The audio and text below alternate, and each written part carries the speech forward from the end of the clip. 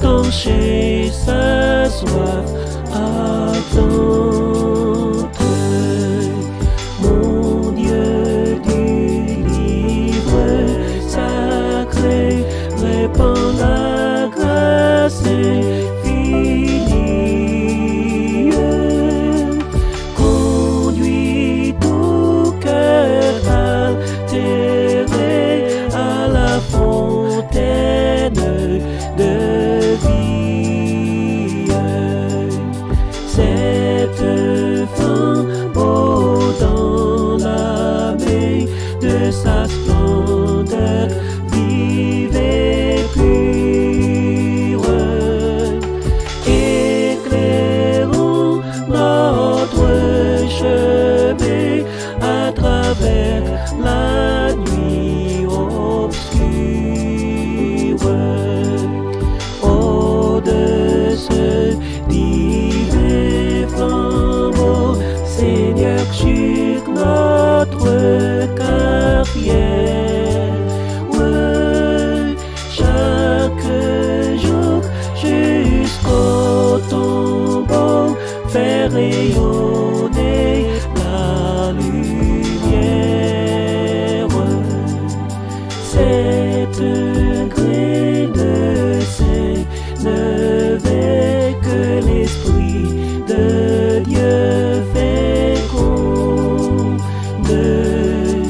car à peine a-t-il levé qu'il envahit tout le monde. Que le moindre grain planté de la divine semence, ici pour l'éternité, fructifie en abondance.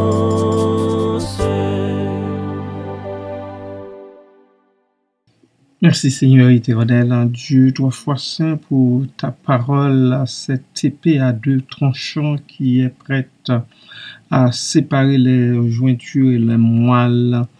Merci Père de nous la donner pour boussole, comme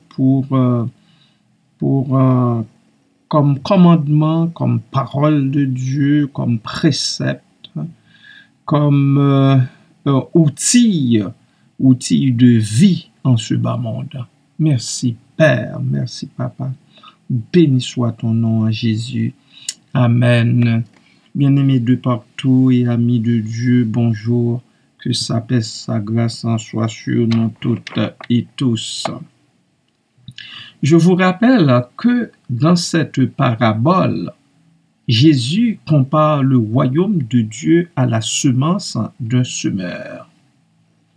Cette semence représente la parole de Dieu et les différents terrains où elle tombe symbolisent les différents types de cœurs qui reçoivent cette parole de Dieu. L'expression étouffe cette parole et la rend infructueuse décrit ce qui arrive à la parole de Dieu lorsqu'elle tombe dans un cœur qui n'est pas réceptif. Dans ce cas, la parole est étouffée par les soucis du siècle et la séduction des richesses. En termes clairs, cela signifie que la parole n'a pas d'impact sur la vie de la personne qui l'entend et qu'elle ne produit pas de fruits. Imaginez une graine plantée dans un sol rempli de mauvaises herbes. Les mauvaises herbes étouffent la graine et l'empêchent de germer et de croître. De la même manière, les soucis du siècle et la séduction des richesses peuvent étouffer la parole de Dieu dans notre cœur et l'empêcher de produire du fruit. Voilà pourquoi cette comparaison, voilà pourquoi le Seigneur s'est-il exprimé ainsi dans cette première parabole que nous trouvons en Matthieu chapitre 13.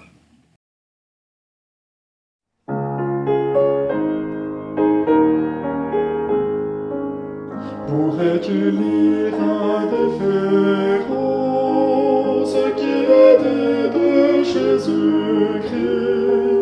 La Bible est remplie de celui qui humblement a obéi.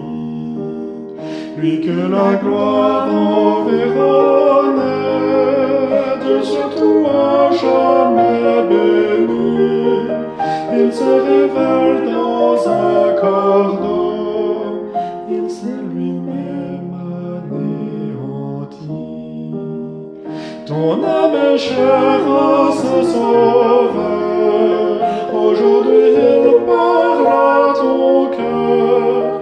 Nous te supplions instamment, ne reste pas indifférent.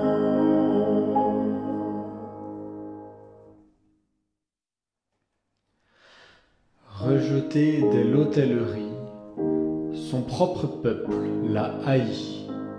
Sa famille même et ses disciples ne l'ont bien souvent pas compris.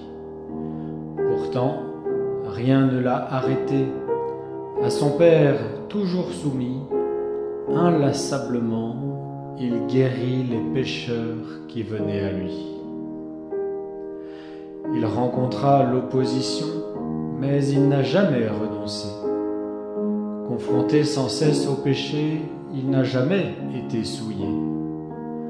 Tout ce qu'il est, tout ce qu'il fait et tout ce qu'il dit est parfait. Son Dieu l'a toujours approuvé. Il est mon Fils, mon bien-aimé. Ton âme est chère à ce Sauveur. Aujourd'hui, il parle à ton cœur. Nous te supplions instamment, ne reste pas indifférent.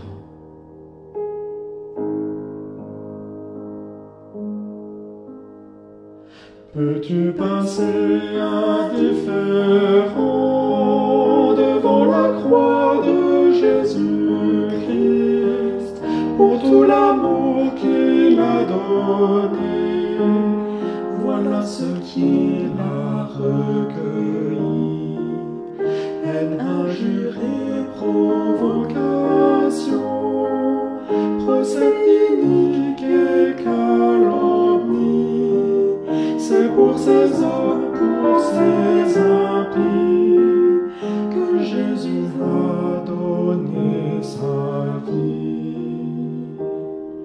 Ton âme est chère à ce Sauveur, aujourd'hui il parle à ton cœur. Nous te supplions instamment, ne reste pas indifférent.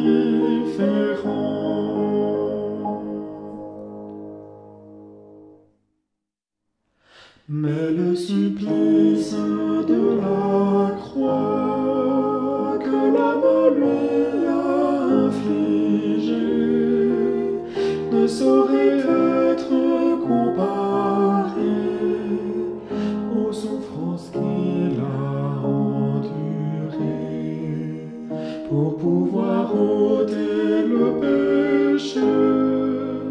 Pourtant il n'a pas reculé, de son Dieu il fut châtié, par lui il fut abandonné. Ton âme est chère à ce Sauveur, aujourd'hui il parle à ton cœur. Nous te supplions instamment, ne reste pas indifférent.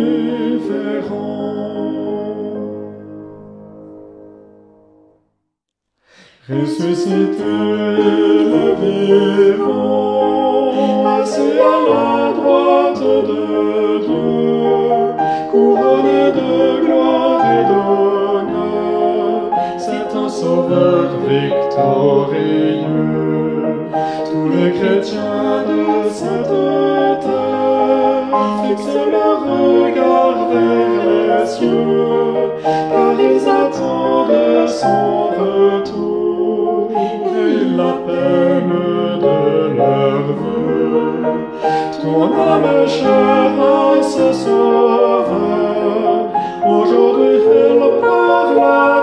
cœur, nous supplions tranquillement, ne reste pas indifférent.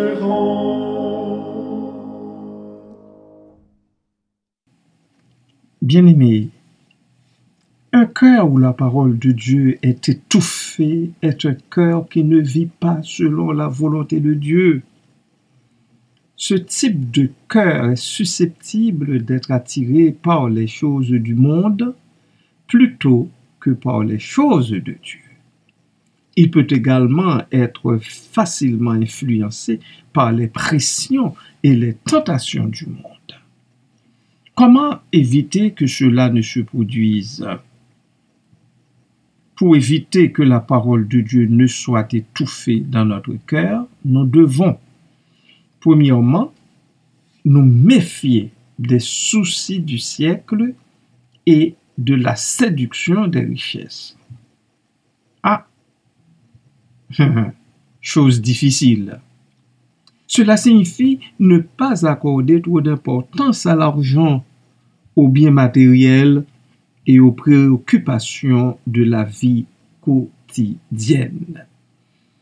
Là aussi, certains peuvent dire, mais écoutez, avec quoi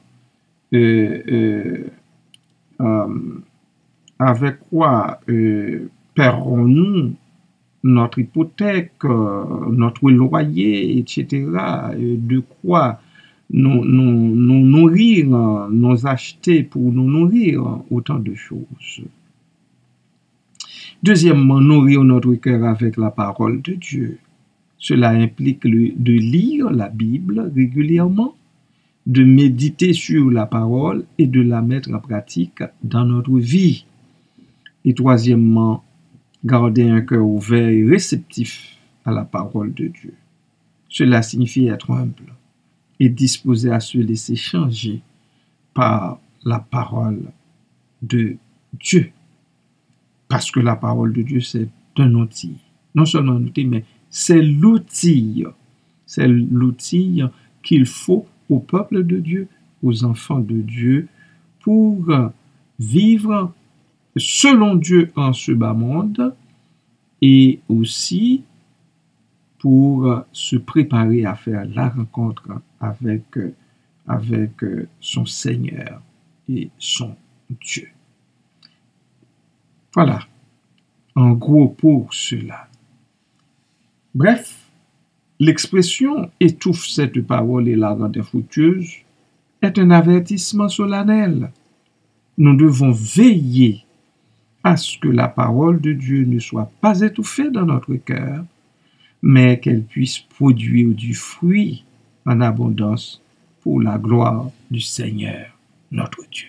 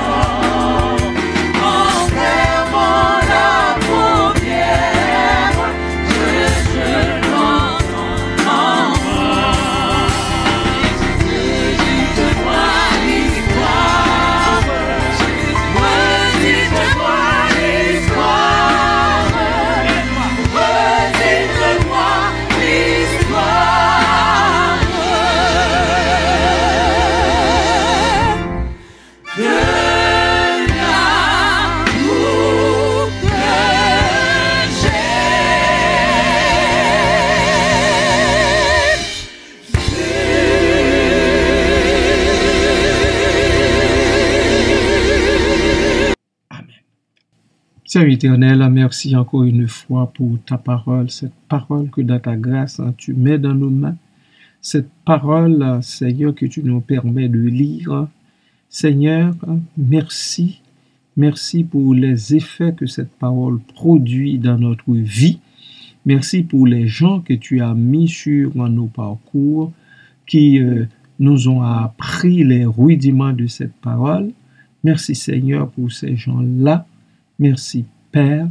Continue dans ton amour, Dieu, de bénir ta parole dans notre vie de chaque jour.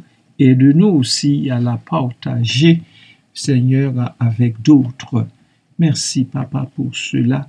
Béni soit ton beau nom, Seigneur. Merci, Papa, que dans ta grâce, tu jettes un regard favorable, particulier sur les personnes suivantes qui sont terriblement éprouvées dans leur vie. Notre frère Boman Al-Sena et les enfants de notre sœur Maryse. Seigneur, qu'il te plaise d'étendre tes mains bénissantes sur ce frère, Seigneur, qui pleure le départ de son épouse de sa côte. Qu'il te plaise, ô Dieu, d'essuyer les larmes des yeux des enfants de notre sœur Maryse.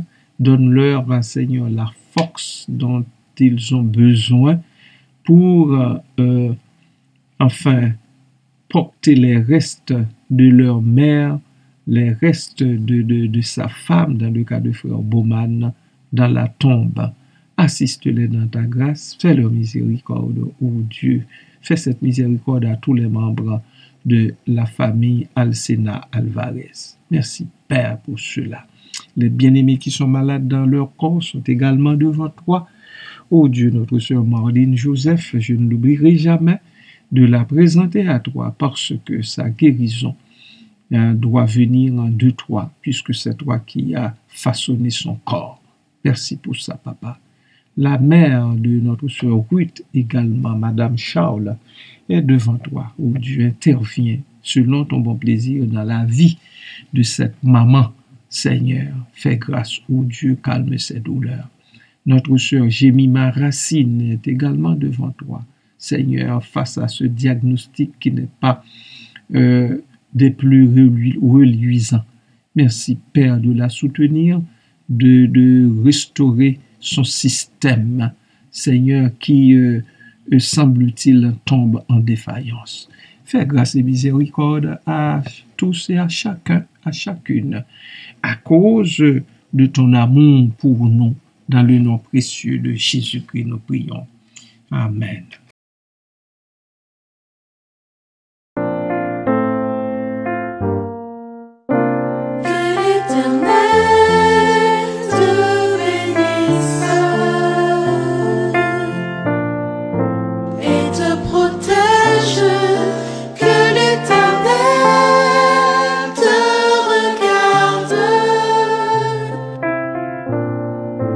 Avec bonté et qu'il te fasse